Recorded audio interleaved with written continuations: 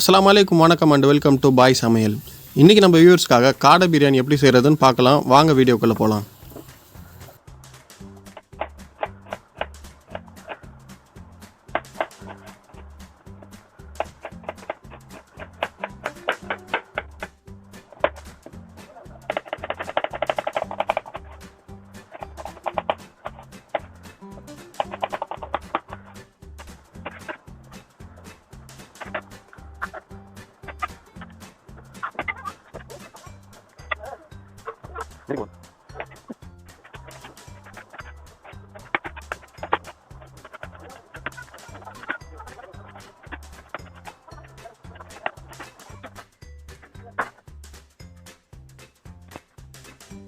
ஊற்றிக்கலாம். எண்ணெய் வந்து தேவையான அளவு ஊற்றிக்கலாம்.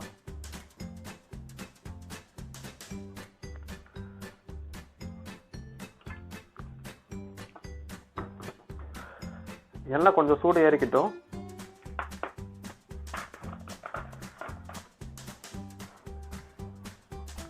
எண்ணெய் சூடாயிருச்சு. அதுக்கடுத்து நம்ம வந்து பட்டை, கிராம்பு, ஏலக்காய் இந்த மாதிரி சின்ன சின்னதாக ஒரு 2-3 பட்டை, 5 ஏலக்காய் எடுத்துருக்கோம். கிராம்பு ஒரு 6-7 கிராம்பு எடுத்துருக்கோம். ஒரு ஸ்டார் அனைஸ் எடுத்துருக்கோம். பிரியாணி இலை உங்களுக்கு வேணும்னா நீங்கள் போட்டுக்கலாம். நாங்கள் பிரியாணி இலை போடாமல் செய்கிறோம்.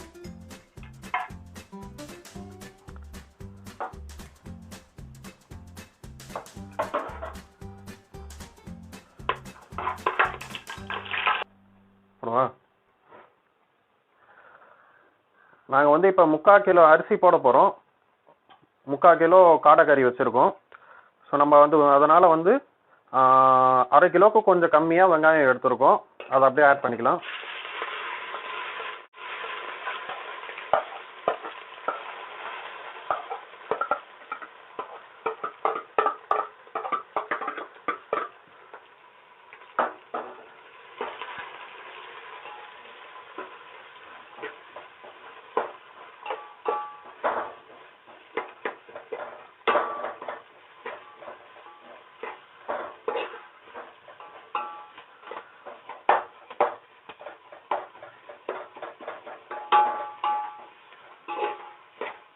ஆஃப் பண்ணுவோம்.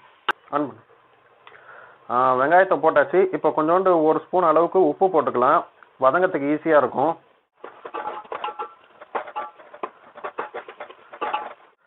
நாங்கள் வந்து 5 மிளகா எடுத்துருக்கோம். இப்போ 5 மிளகா ஆட் பண்ணிக்கலாம். காரமான மிளகான்னு தெரிஞ்சால் நீங்கள் 1 கம்மியாக கூட போட்டுக்கலாம். இல்லை காரம் கம்மியான மிளகா அப்படின்னு தெரிஞ்ச மாதிரி இருந்துச்சுன்னா நீங்கள் 1 எக்ஸ்ட்ரா கூட போட்டுக்கலாம். வெங்காயம் நல்லா வதங்கிருச்சு. இப்போ நம்ம இஞ்சி பூண்டு எடுத்துருக்கோம். 200 கிராம் இஞ்சி பூண்டும் சேர்ந்து எடுத்துருக்கோம். அதை அப்படியே அரைச்சி அதை வந்து இதில் ஆட் பண்ணிக்கலாம்.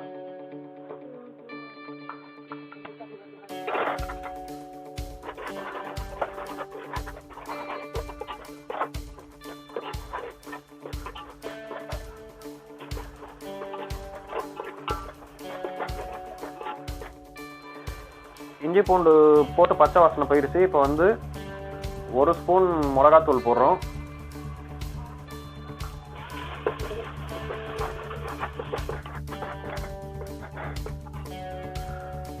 மல்லி புதினா கொஞ்சோண்டு இப்போ போட்டுக்கலாம். நம்ம மிளகாத்தூள் போட்டு கொஞ்சம் நேரம் கழிச்சு இப்போ வந்து மல்லி புதினா கொஞ்சம் போட்டிருக்கோம். இன்னும் கொஞ்சம் மல்லி புதினா எடுத்து வச்சுருக்கோம். இது வந்து லாஸ்ட்டில் ஆட் பண்ணணும்.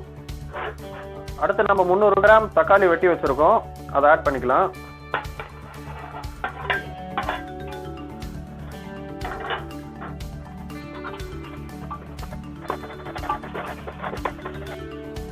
தக்காளிலாம் கொஞ்சம் மொத்தமாக இருந்தால் அதெல்லாம் நல்லா உடச்சி விட்ருங்க. நல்லா அப்போ தான் பிரியாணி சாப்பிட நல்லாயிருக்கும்.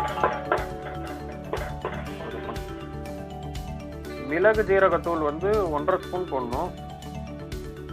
கரெக்டாக 1.5 ஸ்பூன் மிளகு ஜீரகமும் சேர்த்து அரைச்ச தூள் இது. 1.5 ஸ்பூன் ஆட் பண்ணியிருக்கோம். அடுத்து மஞ்சள் தூள் வந்து 1/2 ஸ்பூன் போடுறோம். அதுக்கடுத்து வந்து 200 கிராம் சின்ன வெங்காயத்தை வந்து உரிச்சு அரைச்சி வச்சுருக்கோம். இதை ஆட் பண்ணிக்கலாம். சின்ன வெங்காயம் வந்து நல்லா டேஸ்ட்டு கொண்டு வரும்.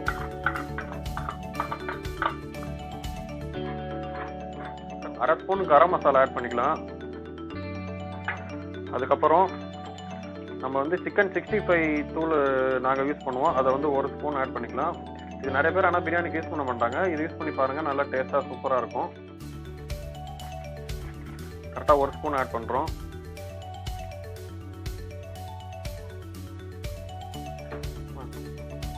நம்ம 5 காடை எடுத்துருக்கோம், அதை அப்படியே ஆட் பண்ணிக்கலாம். கிட்டத்தட்ட ஒரு 3/4 கிலோ வரும்.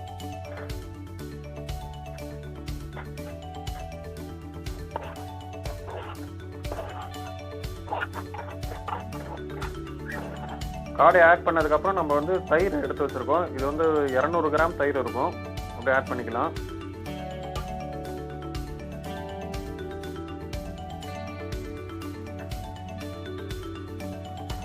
ஆட் பண்ணி நல்லா மிக்ஸ் ஆகிற மாதிரி கலந்து விட்டுக்கோங்க.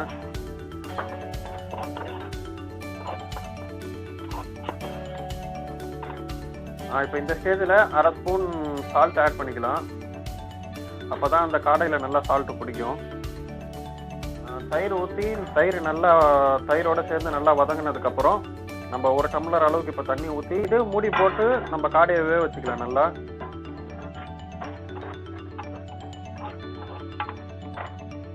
காடை ஓரளவுக்கு நல்லா வெந்துருச்சு. இப்போ வந்து அளவு தண்ணி ஊற்றிக்கலாம். நீங்கள் அரிசி எதில் எடுக்கிறீங்களோ அதில் 1க்கு 2 அளவு தண்ணி ஊற்றிக்கணும். எக்ஸ்ட்ரா ஒரே 1 டம்ளர் ஊற்றிக்கலாம், நல்லாயிருக்கும். நாங்கள் அரிசி வந்து வீட்டுக்கு யூஸ் பண்ணுற சாதா அரிசி தான் எடுத்துருக்கோம். பாஸ்மதி அரிசினா அதுக்கு வேற அளவு தண்ணி ஊற்றணும்.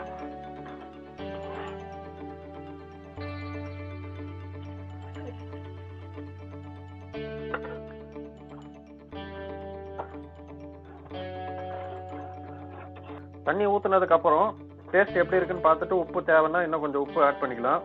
இதில் வந்து கொஞ்சம் லைட்டாக உப்பு கரிக்கிற மாதிரி இருக்கும், அப்போ தான் அரிசி போட்டால் வேகத்துக்கு கரெக்டாக இருக்கும். உப்பு போட்டு நல்லா உப்பு கரெக்டாக டேஸ்ட் பார்த்ததுக்கப்புறம் ஃப்ளேமை ஃபுல்லாக வச்சுட்டு அடுப்பை நல்லா மூடி வச்சுக்கோங்க. நல்லா கொதி வரணும்.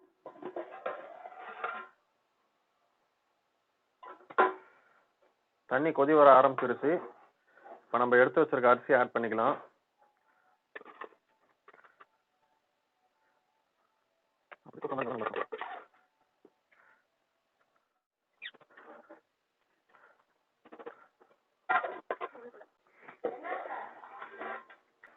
இந்த டைம்ல வந்து ஒரு வாட்டி நல்லா கிண்டி விட்டுக்கோங்க, அடி பிடிக்காம பார்த்துக்கணும்.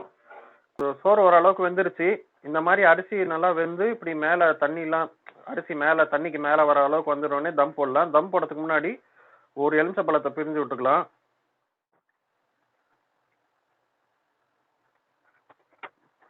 தம் போடுறதுக்கு முன்னாடி நல்லா கிண்டி விட்டுக்கோங்க.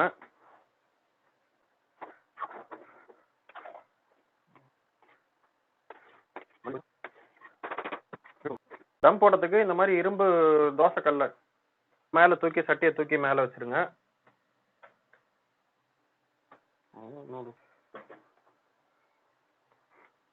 லோ ஃப்ளேமில் இந்த மாதிரி வச்சுட்டு 20 நிமிஷம் இருக்கணும். அதுக்கு முன்னாடி நம்ம கடைசியாக மூடுறதுக்கு முன்னாடி வந்து நெய்யை ஆட் பண்ணிக்கலாம். நல்லா சுற்றி விட்டு நெய்யை ஆட் பண்ணிக்கோங்க. நெய்யை ஆட் பண்ணிட்டு அதுக்கு மேலே மல்லி புதினா ஆட் பண்ணிக்கலாம். கொஞ்சோண்டு நல்லா வாசமாக நல்லா இருக்கும். மல்லி புதினாவை அப்படியே சுத்தின மாதிரி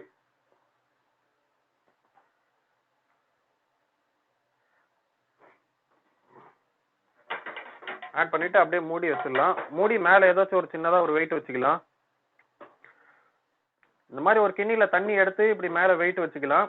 இது வெயிட் வச்சதுக்கப்புறம் 20 நிமிஷம் ஆகும் தம் ஆகிறதுக்கு, நம்ம சாப்பாடு ரெடி ஆகிறதுக்கு. அந்த கேப்பில் வந்து நம்ம வெங்காயம் கட் பண்ணி தயிர் ஆட் பண்ணி தயிர் பச்சடி செஞ்சுக்கலாம். தம் போட்டு கரெக்டாக 20 நிமிஷம் மேலே ஆயிடுச்சு. இப்போ எப்படி இருக்கு பார்க்கலாமா?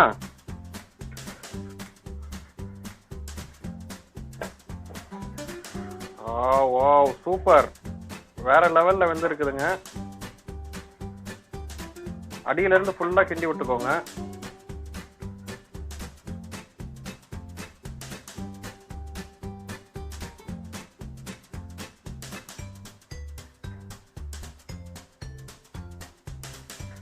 எவ்வளோ அழகா வெந்து வந்திருக்கு பாருங்க.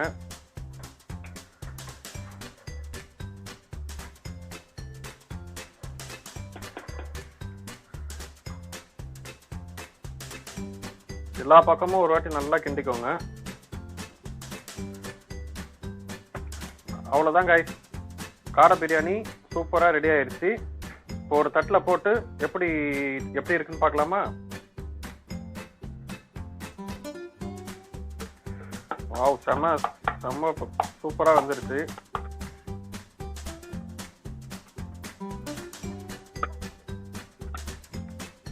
தயிர் பச்சடி வச்சு எப்படி இருக்குன்னு டேஸ்ட் பார்க்கலாமா?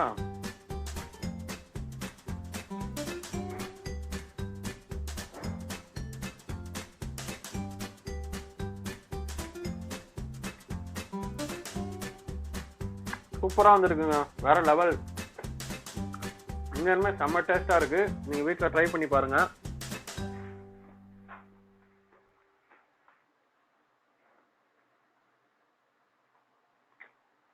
பாருங்க காடை எவ்வளவு சூப்பரா வெந்து வந்திருக்கு.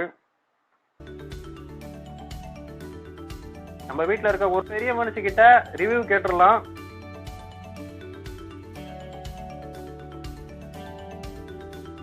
எப்படி இருக்கு? உனக்கு பிடிச்சிருக்கா? சூப்பரா ரெடி ஆயிடுச்சு. இன்னொரு அட்டகாசமான சமையல்ல அடுத்த வீடியோல உங்களை சந்திக்கிறேன். பாய் பாய்.